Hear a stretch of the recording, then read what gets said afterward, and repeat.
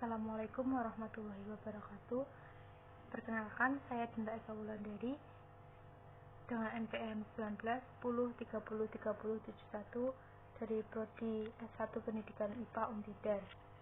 Dimana pada kali ini saya akan memenuhi tugas mata kuliah seminar, yaitu dengan mempresentasikan hasil proposal saya, dimana proposal tersebut berjudul Efektivitas Model Pembelajaran Problem Based Learning atau PBL untuk meningkatkan berpikir kritis dan sikap peduli lingkungan. Pada bab 1 pendahuluan terdapat latar belakang masalah, identifikasi masalah, batasan masalah, rumusan masalah, tujuan penelitian, dan manfaat penelitian. Pada bab 2 kajian pustaka meliputi kajian pustaka, kerangka berpikir, dan hipotesis penelitian. Pada bab 3 yaitu metode penelitian meliputi desain penelitian, populasi dan sampel, variabel penelitian, definisi operasional, teknik dan instrumen pengumpulan data, dan teknik analisis data.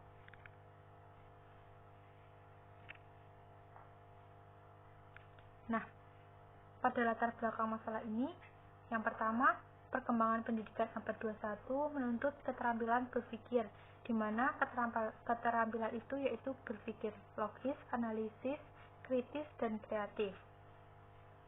Keterampilan berpikir kritis dapat didefinisikan sebagai keterampilan berpikir logis dan reflektif yang berfokus pada penentuan apa yang harus dilakukan menurut Ennis 2011. Yang kedua, peduli lingkungan merupakan sikap dan tindakan yang selalu berupaya mencegah kerusakan lingkungan alam di sekitarnya dan mengembangkan upaya-upaya untuk memperbaiki kerusakan alam yang sudah terjadi menurut Al-Anwari 2014. Nah, yang ketiga, pada kenyataannya masyarakat itu kurang memiliki rasa peduli terhadap lingkungan. Hal ini dibuktikan dari maraknya masalah kerusakan lingkungan yang sering terjadi, misalnya pencemaran, baik pencemaran air, udara, maupun tanah, yang dapat menimbulkan kerugian materi maupun korban manusia.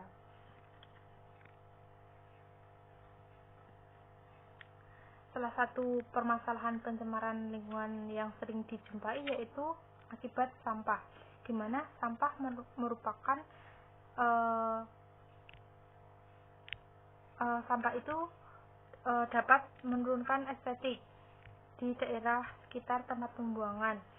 Nah, pada kali ini sampah juga dapat menimbulkan bau yang tidak sedap, sehingga bau tersebut dapat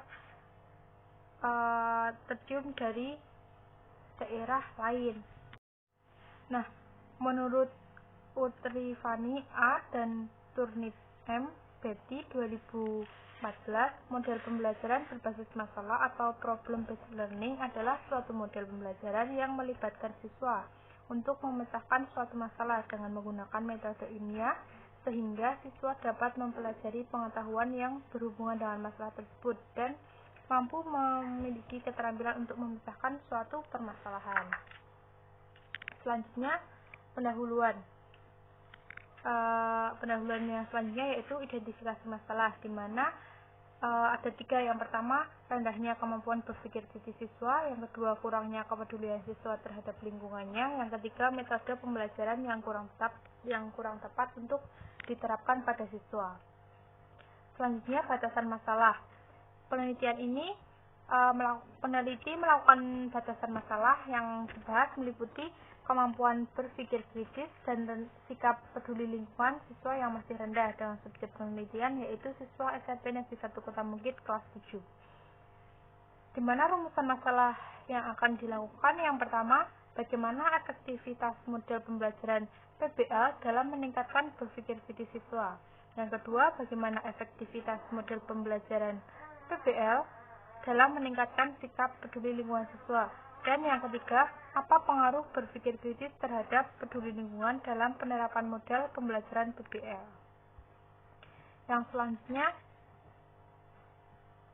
tujuan penelitian, di mana tujuannya Untuk mengetahui efektivitas model pembelajaran PBL dalam meningkatkan berpikir kritis siswa, selanjutnya mengetahui efektivitas model PBL untuk meningkatkan sikap peduli lingkungan siswa. Yang terakhir yaitu mengetahui pengaruh berpikir kritis terhadap peduli lingkungan dan penerapan model PBL.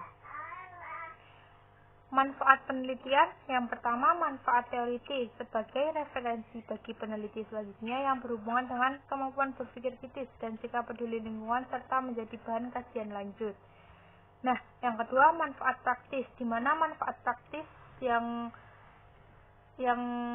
bagi guru yaitu memberikan masukan dan pengetahuan kepada guru tentang alternatif model pembelajaran yang diharapkan dapat meningkatkan, mengembangkan, dan kemampuan profesional guru dalam menyelenggarakan pembelajaran di kelas. Nah, untuk manfaat bagi siswa dapat membantu dalam menguasai materi dan dapat meningkatkan kemampuan berpikir kritis dan sikap peduli lingkungan melalui model pembelajaran PBL. Untuk peneliti mendapat pengalaman baru mengenai model pembelajaran PBL ini yang digunakan untuk meningkatkan kemampuan berpikir kritis dan sikap peduli lingkungan pada siswa SMP. Selanjutnya, bab 2 yaitu kajian pustaka. Model pembelajaran kajian pustakanya yaitu model pembelajaran, di mana model pembelajaran adalah strategi yang didasarkan pada landasan teori dengan menggunakan teknik dan prosedur untuk meningkatkan motivasi siswa dalam mencapai tujuan pembelajaran. Untuk model pembelajaran problem based learning ini atau PBL merupakan suatu pembelajaran yang dapat digunakan untuk menumbuh kembangkan pengetahuan, keterampilan, dan kepercayaan diri siswa dengan menggunakan permasalahan dunia nyata. Menurut Faizah 2013.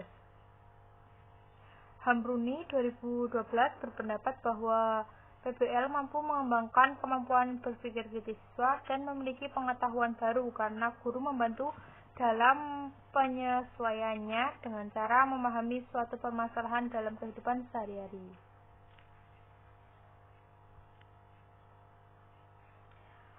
Berpikir kritis. Berpikir kritis adalah sebuah proses yang terarah dan jelas untuk memecahkan masalah dalam memperoleh pengetahuan yang meliputi kegiatan menganalisis, mensintesis, memecahkan masalah, mengevaluasi, dan menarik kesimpulan.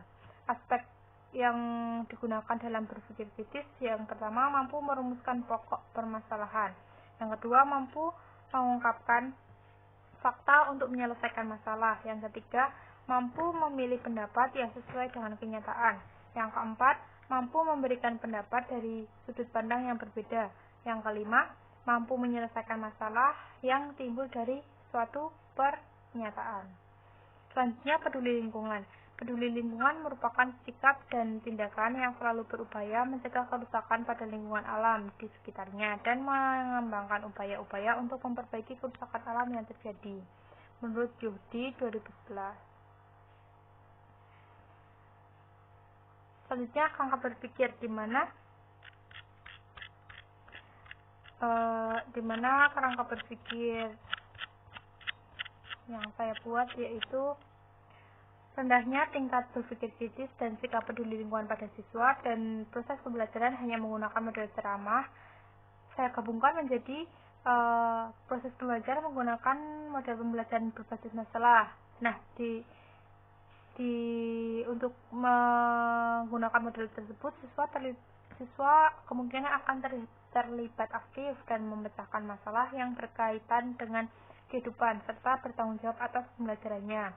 Kemudian, model pembelajaran berbasis masalah mampu meningkatkan kemampuan berpikir kritis dan sikap peduli lingkungan pada siswa. Yang terakhir dapat disimpulkan bahwa nantinya terdapat pengaruh meningkatnya kemampuan berpikir kritis dan sikap peduli lingkungan siswa yang diajarkan menggunakan model pembelajaran berbasis masalah pada siswa kelas 7 SMP Negeri 1 Kota Mungkin.